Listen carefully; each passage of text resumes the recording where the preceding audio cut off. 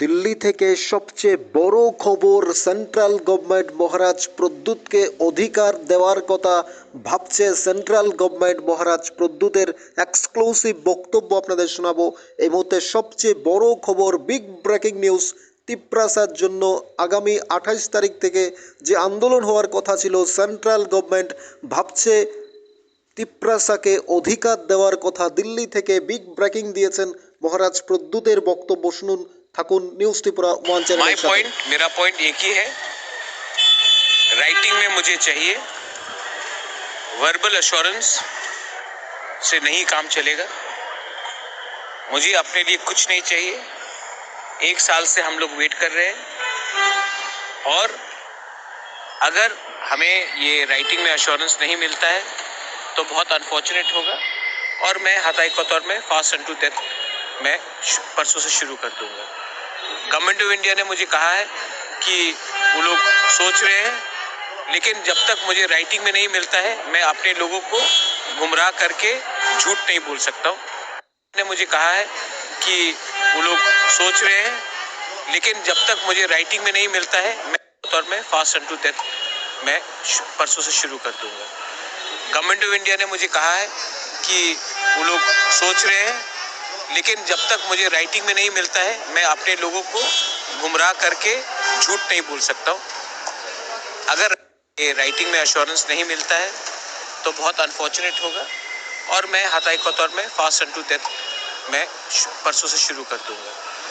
Government of India ने मुझे कहा है कि वो लोग सोच रहे हैं, लेकिन जब तक मुझे राइटिंग में नहीं मिलता है मैं अपने लोगों को गुमराह करके झूठ नहीं बोल सकता हूँ। अगर राइटिंग में मिलेगा तो मैं लोगों को दिखाऊंगा, अगर राइटिंग में नहीं मिलेगा तो मैं अपने लोगों को अंधेरे में रखकर राजनीति नहीं कर सकता।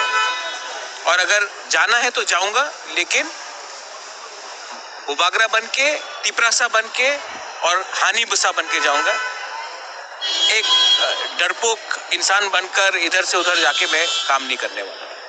सो I want an assurance from the government of India, and if the government of India assures us, then I have no problem, but I will not do anything without anything in writing. That is very clear. कुछ लोग बोल रहे हैं कि Lok Sabha election के सामने बहुत बड़ा नाटक कर रहा है, क्या बोलना चाहते हैं जो ने ऐसा कहा? मैं जानता हूँ कौन बोल रहे हैं। मैं उनके लिए आज रात प्रार्थना करूंगा, आप भी प्रार्थना कीजिए। मैं तिपरासा को प्यार करता हूँ, वो लोग तिपरासा होके भी अपने बारे सोच रहे हैं। इसी के लिए आज तिपरासा का ये परिस्थिति है कि हम लोग में कुछ लीडर्स हैं जो स्वार्थी हैं।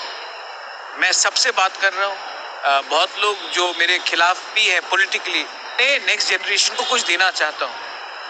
ये लोग के दिमाग में क्या है, इनके दिल में क्या है मुझे मालूम नहीं है, लेकिन अगर हमने ईश्वर से, गॉड से प्रार्थना किया तो शायद उनको कुछ बुद्धि मिले और उनको समझ में ये बात आए कि मैं अपने पार्टी के लिए बात नहीं कर रहा हूँ, मैं अपने जाति को अधिकार देने के लिए बात कर रहा हूँ, मैं अपने नेक्स्ट जनरेशन को सिक्योर करने के लिए बात कर रहा हूँ।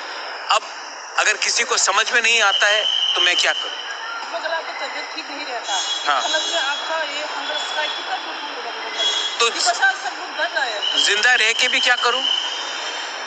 जिंदा रह के भी मैं क्या करूँ? अगर मैं अपने लोगों को कुछ दे नहीं सकता हूँ तो मैं करूँ क्या?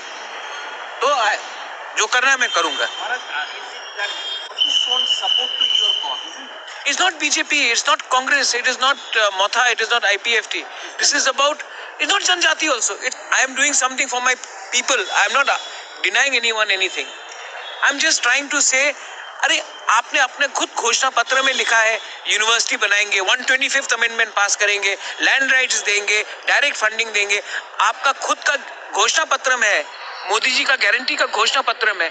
आप 1 साल हो गया, आप उसको नहीं इम्प्लीमेंट कर रहे। अपना वादा तो इम्प्लीमेंट कीजिए। इलेक्शन के टाइम हम लोग क्या क्या नहीं बोलते, इलेक्शन के बाद 1 साल खत्म तो सब चीज खत्म। तो हमें तो प्रेशर रखना पड़ेगा। শুনলেন তো মাননীয় মহারাজ প্রদ্যুৎ কিশোরের বক্তব্য। তিনি বলছেন সেন্ট্রাল গভর্নমেন্ট তাকে বলছে, ভাবছে দিল্লি অর্থাৎ সেন্ট্রাল গভর্নমেন্ট স্বরাষ্ট্র দপ্তর ভাবছে মহারাজ প্রদ্যুতের অধিকার নিয়ে 28 তারিখ থেকে যে আন্দোলনের ঘোষণা দিয়েছেন, অর্থাৎ ইতিমধ্যে দিল্লির দপ্তরে পৌঁছে গেছে সেই খবর। মহারাজ প্রদ্যুতের এক্সক্লুসিভ বক্তব্য শুনলেন আপনারা। তিপ্রাসার জন্য এটা একটা বিগ ব্রেকিং। আপনার পাশাপাশি অন্যকে শেয়ার করে দেবেন, দেখার জন্য সুযোগ করে দেবেন, কারণ মহারাজ প্রদ্যুৎ বিগ ব্রেকিং দিয়েছেন। সেন্ট্রাল গভর্নমেন্ট ভাবছে মহারাজ প্রদ্যুতের এই আন্দোলনের কথা। এক্সক্লুসিভ যে স্ট্রাইক হবে আগামী 28 তারিখ থেকে, সেই আন্দোলন কিংবা স্ট্রাইকের কথা ভাবছে সেন্ট্রাল গভর্নমেন্ট। মহারাজ প্রদ্যুৎকে কিভাবে নিবৃত্ত করা যায়, মহারাজ প্রদ্যুৎকে কিভাবে আশ্বস্ত করা যায়, মহারাজ প্রদ্যুৎকে কিভাবে লিখিত আকারে দেওয়া যায়, নাকি মহারাজ প্রদ্যুৎকে কিভাবে গ্রেটার ত্রিপুরাল্যান্ড কিংবা কনস্টিটিউশন সলিউশনের যে দাবি সেটা কিভাবে পূরণ করা যায়, সেন্ট্রাল গভর্নমেন্ট ভাবছে। স্বরাষ্ট্রমন্ত্রী ভাবছে, স্বরাষ্ট্র দপ্তর ভাবছে, দিল্লি। মহারাজ প্রদ্যুতের এই এক্সক্লুসিভ বার্তা পৌঁছে গেছে দিল্লি। অর্থাৎ আমরা বারবারই বলছিলাম দেশের স্বরাষ্ট্রমন্ত্রী, রাজ্যের মাননীয় মুখ্যমন্ত্রী, তারা যদিও রাজ্যের মাননীয় মুখ্যমন্ত্রীর হাতে এই দাবিটা নেই বা এই ক্ষমতা নেই যে মহারাজ প্রদ্যুৎকে গ্রেটার ত্রিপুরাল্যান্ড কিংবা কনস্টিটিউশন সলিউশন দেওয়ার, সেটা সম্পূর্ণই রয়েছে সেন্ট্রাল গভর্নমেন্টের হাতে, স্বরাষ্ট্র দপ্তর, স্বরাষ্ট্রমন্ত্রী অমিত শাহর হাতে। তিনি ভাবছেন কিংবা রাজ্যের সাধারণ জনগণের কথা ভেবে এই দাবি কিংবা এই অধিকার যেভাবে হোক তিপ্রাসার হাতে দেওয়া কিংবা না দেওয়া, সাধারণ জনগণের কথা ভেবে সমস্ত কিছু সমাধান করা উচিত। অর্থাৎ আমরা সেটাই বলছিলাম।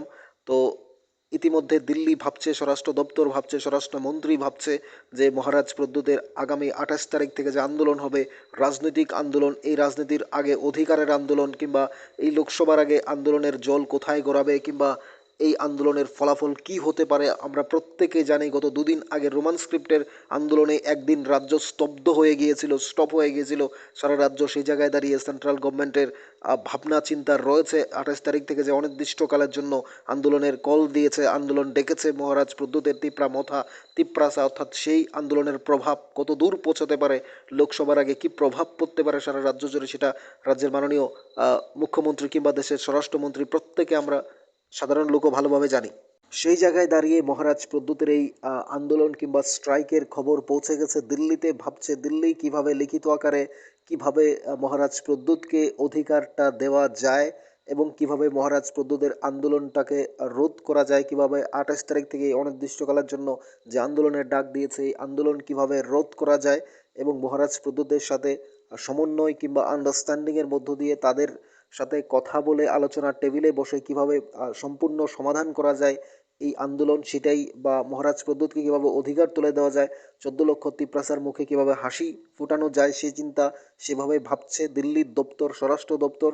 মাননীয় মহারাজ প্রদ্যুৎ কিশোর তার বক্তব্যে স্পষ্ট আপনারা শুনেছেন, তিনি বলছেন যে দিল্লি ভাবছে, স্বরাষ্ট্র দপ্তর ভাবছে, অর্থাৎ সেন্ট্রাল গভর্নমেন্ট ভাবছে মহারাজ প্রদ্যুতের কথা, আন্দোলনের কথা, তার তিপ্রাসার কথা ভাবছে, এসুরেন্স দেবে।